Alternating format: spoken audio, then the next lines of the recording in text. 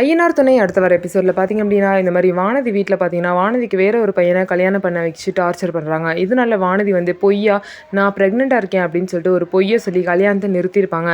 இது உண்மை அப்படின்னு நினச்சிக்கிட்டு பார்த்தீங்கன்னா அவங்க வீட்டில் வந்து பாண்டியனுக்கு கால் பண்ணி ரொம்பவே மோசமாக திட்டுறாங்க. அதுக்கப்புறம் இவனுக்கு கால் பண்ணி திட்டினா சரியாகுது, அந்த சேரனுக்கு கால் பண்ணுன்னு சொல்லிட்டு சேரனுக்கு கால் பண்ணி பார்த்தீங்கன்னா மோசமாக திட்டுறாங்க. சேரனும் வந்து பாண்டியனை அரைஞ்சிருவாங்க. அரைஞ்சது மட்டும் இல்லாமல் நீ இப்படி ஒரு காரியம் பண்ணுவேன் நான் கொஞ்சம் கூட நினச்சி கூட பார்க்கல, அந்த பொண்ணை வந்து உனக்கு கல்யாணம் பண்ணி வைக்கல அப்படிங்கிறதுக்காக இந்த மாதிரிலாம் பண்ணுவியா, அந்த பொண்ணு வந்து ரொம்ப சின்ன பொண்ணு, அப்படி இருக்கும்போது அந்த பொண்ணு போய் இப்படி ப்ரெக்னென்ட் ஆயிருக்கு அப்படின்னு சொல்லிட்டு இந்த மாதிரி பாண்டியனை வந்து திட்டுவாங்க. அதுக்கப்புறம் பார்த்திங்க அப்படின்னா பாண்டியன் இப்படி ஒரு தப்பு பண்ணவே இல்லை அப்படிங்கிறது சேரனுக்கு தெரியாது.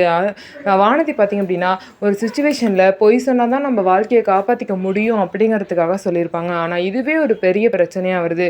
ஸோ இதுக்கப்புறம் என்ன நடக்க போகுது, வானதி உண்மையை சொல்லுவாங்களா இல்லை திரும்ப பாண்டியனே எல்லாம் தப்பாக நினச்சிட்டு இருப்பாங்களா அப்படின்னு சொல்லிட்டு வெயிட் பண்ணி பார்க்கலாம். நம்ம வீடியோ உங்களுக்கு பிடிச்சிருந்தா நம்ம வீடியோவை லைக் பண்ணிக்கோங்க, மறக்காமல் நம்மளோட சேனலை சப்ஸ்கிரைப் பண்ணிவிட்டு பாருங்கள்.